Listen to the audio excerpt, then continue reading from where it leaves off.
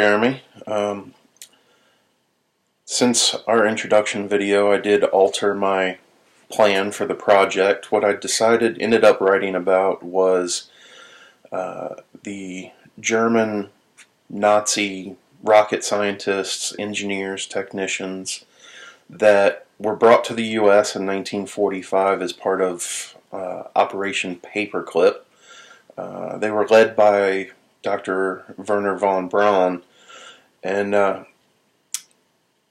they ended up being very instrumental in the United States conquest of space, the space race, the Apollo program that landed men on the moon.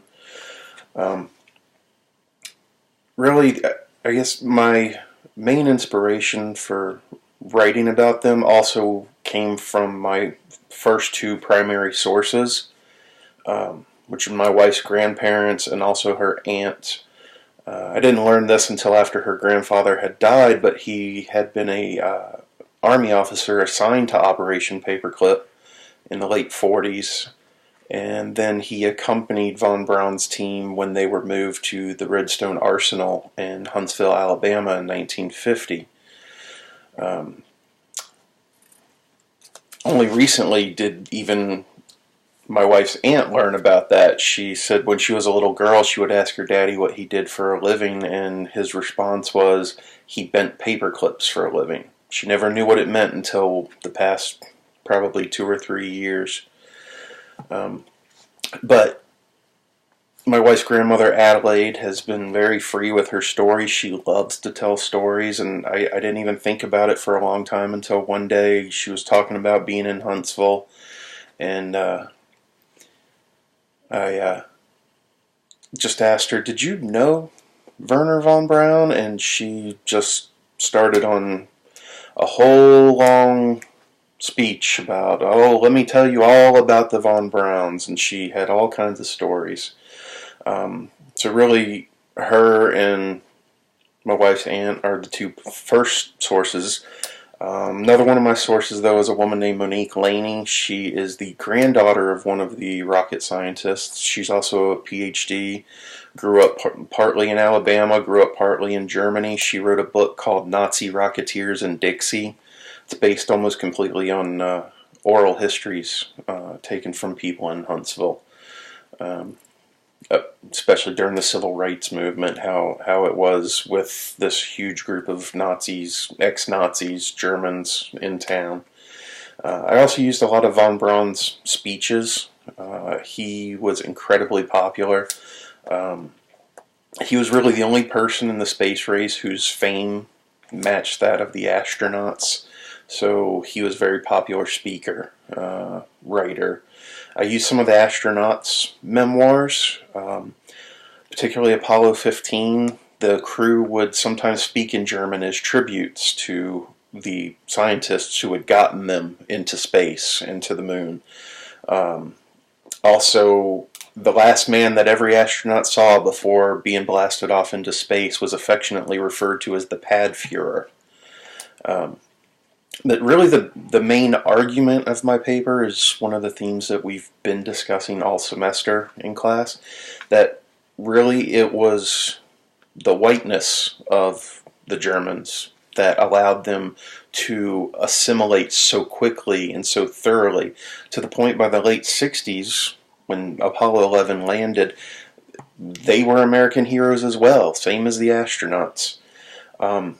But when they first arrived in Huntsville, it was a tiny little mill town, about 16,000 people. 20 years later, it was 140,000 people. But even by Alabama standards, it had a very small black population in 1950. Most of them had already left for Birmingham, Mobile, New Orleans, or other big cities. And really, this is the Jim Crow South. Really interesting was that they weren't the first group of Nazis to arrive in Huntsville. There had been a POW camp during World War II. And the soldiers held in the camp would be hired out to local employers, and they could earn a pass, and they could walk around town. They could eat in the white restaurants. They could go to movies at the white cinemas. these Nazi prisoners were being treated better than the local native African American population. And oddly, the Germans made Huntsville even whiter, in a sense. The work they were doing at the Redstone Arsenal there in Huntsville required a very educated, very technically trained workforce, which at the time was very few black people were had the education, had the training. They were largely excluded from that kind of work, so they made the town even whiter. There was also a very concerted assertion of Americanness, which we've also been discussing. Von Braun's FBI file, which you can see on their FOIA website, is full of security reports where he's quoted as talking about how grateful he is, how happy he is to be an American. All of his speeches that he would give to Chamber of Commerce and other groups like that, it was always we, us, our, us fellow Americans, that type stuff. He wrote for popular magazines to popularize the idea of space travel. And in 1955, 10 years after the end of World War II, he started appearing on a series of Walt Disney TV shows talking about space travel, promoting Tomorrowland at Disney World, or at Disneyland, sorry. There's much more I could go on to, but, time's running short. So really the legacy of immigration that we've been talking about, that's a much harder question to answer. If anybody's been reading most of my posts, I really want to be an idealist, but it's often tempered by kind of a pragmatism. I see the legacy of immigration as exclusion and discrimination in this country. Just last week I was reading James Baldwin's The Fire Next Time, and I didn't write down the exact quote, but he wrote in there something about how anybody who debases another person debases themselves. And I think that's really important when there's anger, hatred, discrimination. I don't think the class has really changed any of my views on immigration, but it has certainly given me a better, deeper understanding of immigration in our history. And I've very much enjoyed it. Thank you for watching. I'm about out of time, so I am going to stop there.